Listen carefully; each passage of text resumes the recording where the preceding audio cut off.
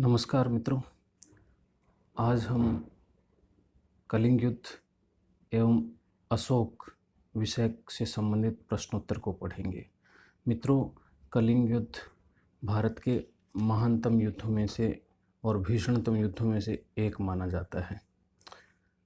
सबसे पहले युद्ध से संबंधित प्रश्नोत्तर को जानें, उससे पहले हम इन छवि चित्रों के माध्यम से जानने की कोशिश करते हैं। साथियों, ये प्राचीन भारतीय मानचित्र, जिसमें ये नीले कलर में जो आपको दिख रहा है वो चंद्रगुप्त मौर्य के द्वारा राज्य किया जाने वाला क्षेत्र था, यानी मौर्य साम्राज्य। और ये एक छोटा सा पार्ट जो बचा हुआ दिख रहा है हमें पूर्वी भारतीय तट पर, वो कलिंग राज्य कहलाता था।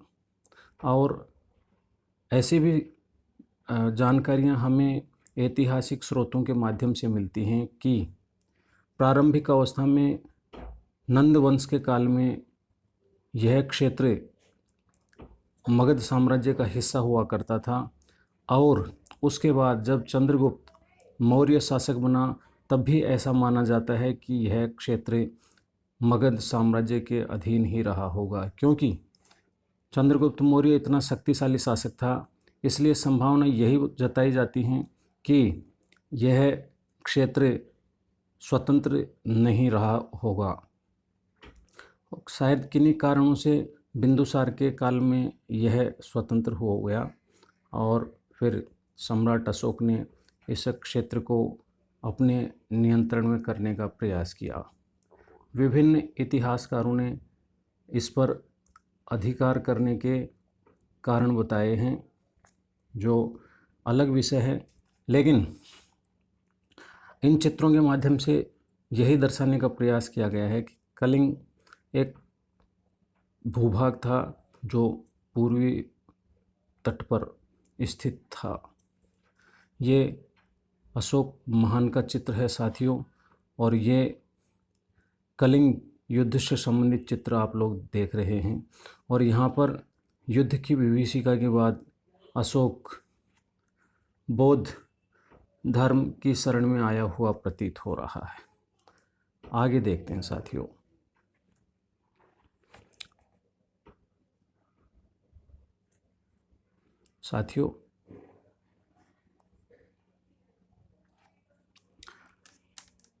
हमारे प्रश्नों की वास्तविक शुरुआत यहाँ से हो रही है। सबसे पहला प्रश्न आपके सामने, कलिंग युद्ध कब शुरू हुआ था, कब हुआ था? उत्तर देखते हैं मित्रों। 261 ईसा पूर्व में। कुछ और जानकारी, कलिंग युद्ध भारतीय इतिहास के भीषणतम युद्धों में से एक माना जाता है। इस युद्ध में अनेक लोग हताहत हुए थे। ऐसा माना जाता है, अशोक के अभिलेखों में इस चीज़ की जानकारी मिलती है कि लगभग 1 लाख लोगों की मृत्यु इस युद्ध में हो गई थी। अगला प्रश्न देखते हैं। किस शिलालेख के अनुसार अशोक ने युद्ध त्याग की घोषणा की थी? उत्तर देखते हैं मित्रों। 13वें शिलालेख में, यानी 13वें शिलालेख से हमें यह जानकारी मिलती है कि अशोक ने युद्ध त्याग की घोषणा कर दी थी। कुछ और जानकारी, इसी शिलालेख के अनुसार यह भी जानकारी मिलती है कि इस युद्ध में लाखों लोग मारे गए थे, अनेक घायल हो गए थे, और इसी कारण अशोक ने युद्ध त्याग की घोषणा की थी। अगला प्रश्न देखते हैं साथियों। किस व्यक्ति को द्वितीय अशोक कहा जाता है? उत्तर देखते हैं, कनिष्क को। कुछ और जानकारी देखते हैं साथियों। यह यानी कनिष्क कुषाण वंश का प्रसिद्ध शासक था। इसके समय चतुर्थ बौद्ध संगीति का आयोजन किया गया था, जिसमें हीनयान और महायान शाखा का उदय हुआ था। अगला प्रश्न देखते हैं। कलिंग युद्ध का उल्लेख कहाँ से प्राप्त होता है?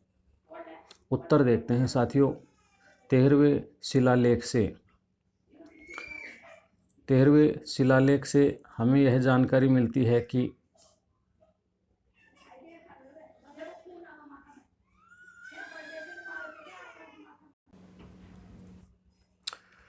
कुछ और जानकारी देखते हैं साथियों। इस शिलालेख में 5 यवन राजाओं एवं दक्षिण भारत के ताम्रपर्णी, चोल एवं पांड्य राज्यों का उल्लेख भी प्राप्त होता है। दोस्तों, अशोक के अभिलेखों में शिलालेख, स्तंभलेख और गुहालेख प्रमुख रूप से माने जाते हैं, जिनमें भी शिलालेखों को वृहद शिलालेख एवं लघु शिलालेख 2 भागों में बांटा गया है।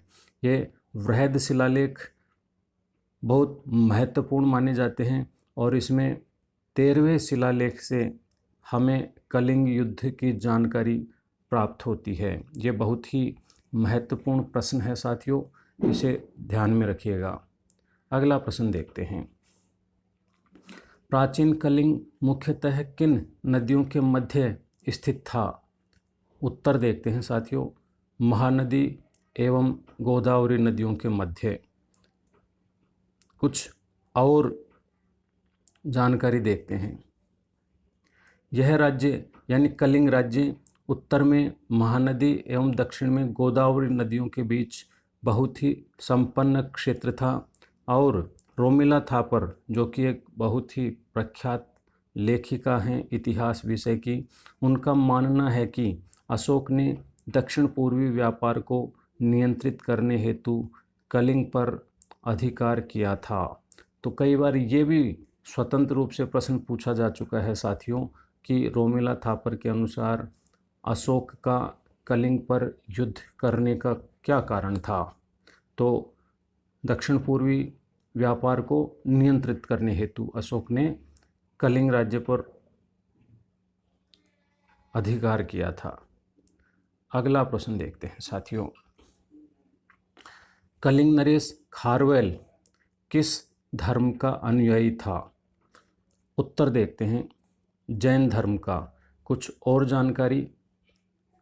कलिंग नरेश खारवेल के हाथी गुम्फा अभिलेख से उसके शासन के प्रारंभिक 13 वर्षों की घटनाओं का क्रमबद्ध इतिहास प्राप्त होता है। 13वें वर्ष में उसने जैन साधुओं हेतु 35 गुफाओं का निर्माण करवाया था, जिसमें 19 उदयगिरी में एवं 16 खंडगिरी क्षेत्र में निर्मित करवाई गई थी। साथियों, खारवेल बहुत ही महत्वपूर्ण शासक माना जाता है कलिंग का और हाथी गुम्फा अभिलेख खारवेल से संबंधित है। तो कई बार ये प्रश्न भी पूछा जा चुका है कि हाथी गुम्फा अभिलेख का संबंध है तो खारवेल से, और खारवेल कलिंग का शासक था। बहुत ही इम्पोर्टेंट क्वेश्चन है साथियों, निश्चित रूप से ध्यान में रखिएगा। अगला प्रश्न देखते हैं। कलिंग राज्य के विरुद्ध अशोक के अभियान की जानकारी का मुख्य स्रोत क्या है? उत्तर देखते हैं, 13वां शिलालेख। कुछ और जानकारी।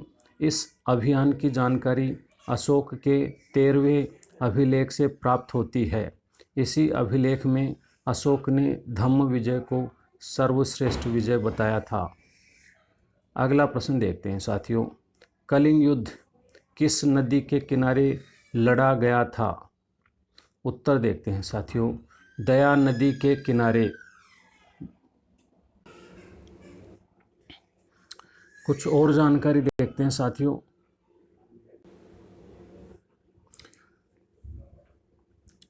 यह भुवनेश्वर से 8 किलोमीटर दूर है, यानी दया नदी भुवनेश्वर से 8 किलोमीटर दूर है। और ये भी एक महत्वपूर्ण फैक्ट है साथियों कि भारतीय इतिहास में कई सारे ऐसे युद्ध हुए हैं जो नदियों के किनारे लड़े गए हैं। उनमें से 2 युद्धों को मैंने यहाँ पर उल्लेखित करने का प्रयास किया है। तो पहला युद्ध दसराज्य युद्ध है, जो ऋग्वेद के 7वें मंडल के अनुसार परुष्णी यानी रावी नदी के तट पर लड़ा गया था। और दूसरा युद्ध है हाइडे स्पीज का युद्ध, जो 326 ईसा पूर्व में सिकंदर और पोरस के बीच झेलम नदी के तट पर लड़ा गया था। अगला प्रश्न देखते हैं। ये बहुत ही इम्पोर्टेंट क्वेश्चन लगा साथियों मेरे को कि कलिंग युद्ध दया नदी के किनारे लड़ा गया, ध्यान रखना है। अगला प्रश्न, वर्तमान उड़ीसा को प्राचीन काल में किस नाम से जाना जाता था? उत्तर देखते हैं साथियों, कलिंग क्षेत्र या कलिंग राज्य के नाम से। वर्तमान में जो उड़ीसा है, अभी हमने प्रश्नोत्तर प्रारंभ करने से पहले ही मानचित्र के माध्यम से देखा था कि यह कलिंग क्षेत्र उड़ीसा के क्षेत्र को कवर करता है और उसमें तत्कालीन जो कलिंग क्षेत्र हुआ करता था उसमें उसके आसपास के क्षेत्र भी शामिल थे। कुछ और जानकारी, और इस आसपास के क्षेत्र में मैं आपको बताना चाहूँगा कि उड़ीसा के साथ साथ आंध्र प्रदेश का कुछ हिस्सा, छत्तीसगढ़ का कुछ हिस्सा, झारखंड और बंगाल के साथ साथ मध्य प्रदेश का भी कुछ हिस्सा इस कलिंग राज्य में या कलिंग क्षेत्र में शामिल था। ये कुछ जानकारियाँ और हैं साथियों, ये भी आपको बता रहा हूँ मैं। यह क्षेत्र महापद्म नंद के साम्राज्य का हिस्सा था, यानी कलिंग का जो क्षेत्र है वो, और चंद्रगुप्त मौर्य ने भी इस क्षेत्र पर आधिपत्य स्थापित किया था। लेकिन कुछ ऐसी परिस्थितियां रही होंगी जिसमें शायद बिंदुसार के काल में यह मगध साम्राज्य से अलग हो गया और उसको अपने साम्राज्य में मिलाने के लिए ही अशोक ने इस क्षेत्र पर, इस राज्य पर आक्रमण किया था और युद्ध में विजय भी प्राप्त की थी। लेकिन विजय प्राप्ति के पश्चात वहाँ के दर्दनाक दृश्यों को देखकर उसका मन अशांत हो गया और उसका हृदय परिवर्तन हुआ और शांति की तरफ मुड़ा अशोक। अगला प्रश्न देखते हैं साथियों, कलिंग युद्ध अशोक के राज्याभिषेक के कौन से वर्ष में लड़ा गया था?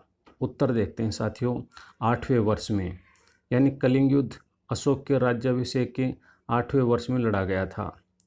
उत्तर देखते हैं, कुछ और फैक्ट्स देखते हैं साथियों उत्तर के साथ साथ। यह युद्ध 261 ईसा पूर्व में लड़ा गया था और इसमें लगभग 1 लाख लोग मारे गए थे व 1.5 लाख लोग निर्वासित कर दिए गए या बंदी बनाए गए और बहुत सारे लोग घायल हो गए थे युद्ध में। अगला प्रश्न देखते हैं, कलिंग युद्ध किन किन शासकों के मध्य लड़ा गया था? उत्तर देखते हैं साथियों, कलिंग युद्ध अशोक और कलिंग के शासक के मध्य लड़ा गया था। कुछ और जानकारी देखते हैं साथियों। दोस्तों, ये बहुत ही महत्वपूर्ण जानकारी है और हमें ध्यान रखना है कि अशोक के किसी भी अभिलेख में कलिंग के तत्कालीन नरेश का कोई नाम प्राप्त नहीं होता है। लेकिन साथियों, मैंने कई सारी पुस्तकें पढ़ी, उनमें भी मुझे अशोक के साथ साथ कलिंग नरेश का नाम पता नहीं चला। लेकिन जब इंटरनेट पे मैंने सर्च किया तो वहाँ पर पद्मनाभन, अनंत पद्मनाभन और अनंत नाथन नाम प्राप्त हुआ। यानी उस समय कलिंग का जो शासक था उसका नाम पद्मनाभन या अनंत पद्मनाभन या अनंत नाथन था। तो साथियों, इस बारे में आप थोड़ा सा अवेयर रहिएगा और यदि आपको कोई किसी ऑथेंटिक बुक में ऐसा नाम प्राप्त होता है तो कमेंट बॉक्स में ज़रूर लिखिएगा। अगला प्रश्न देखते हैं साथियों, कलिंग युद्ध से पहले अशोक को किस नाम से जाना जाता था? उत्तर देखते हैं साथियों, चंडाशोक, यानी चंड अशोक। कुछ व्याख्या देखते हैं इस प्रश्न से संबंधित। ऐसा माना जाता है कि इस युद्ध से पहले अशोक बहुत क्रोधी स्वभाव का था, लेकिन इस युद्ध के बाद अशोक ने शांति का मार्ग अपनाया और वह बौद्ध बन गया था। साथियों, हमने इस चीज़ को जाना है इसी प्रश्नोत्तर की श्रृंखला के माध्यम से कि 273 ईसा पूर्व में बिंदुसार की मृत्यु के पश्चात 4 वर्षों तक अशोक को अपने परिवार से संबंधित जो भी चुनौतियां थीं उनका सामना करने का अवसर मिला लेकिन उन्हीं स्थितियों के कारण अशोक बहुत ही क्रोधी स्वभाव का हो गया। ऐसा माना जाता है, कई साहित्यिक स्रोतों के माध्यम से हमें जानकारी प्राप्त होती है कि अशोक ने अपने 99 भाइयों का वध करके और राज सिंहासन प्राप्त किया था। तो ऐसा माना जाता है कि उस समय अशोक बहुत क्रोध युक्त स्वभाव वाला था, इसलिए उसे चंडाशोक के नाम से पुकारा जाता था। अगला प्रश्न देखते हैं। कलिंग विजय के बाद अशोक ने कलिंग को कितने प्रशासनिक भागों में बांटा था? उत्तर देखते हैं साथियों, 2 भागों में। साथियों, ये 2 भाग थे, उत्तरी कलिंग और दक्षिणी कलिंग। उत्तरी कलिंग की राजधानी तोसली थी और दक्षिणी कलिंग की राजधानी जोगढ़ थी। साथियों, इस युद्ध के बाद कलिंग ने फिर कभी स्वतंत्र होने की चेष्टा नहीं की थी। साथियों, मैं एक जानकारी देना चाहूँगा कि अशोक ने कलिंग के साथ युद्ध करने से पहले एक दूत के माध्यम से यह समाचार भेजा था कि वह मगध राज्य की अधीनता स्वीकार कर ले, लेकिन कलिंग राज ने इस आग्रह को अस्वीकार कर दिया था। परिणाम स्वरूप अशोक के द्वारा कलिंग पर आक्रमण किया गया और उसे विजित भी किया गया। अगला प्रश्न देखते हैं। अशोक किस धर्म का अनुयायी था? मित्रों, उत्तर देखते हैं। वैसे ये सभी लोग जानते हैं कि अशोक बौद्ध धर्म का अनुयायी था, लेकिन मैंने आपको एक अतिरिक्त जानकारी देने के लिए ही इस प्रश्न को यहाँ पर शामिल किया है। देखते हैं मित्रों, कल्हण की राजतरंगिणी के अनुसार ऐसे संकेत मिलते हैं कि अशोक शैव धर्म को मानता था।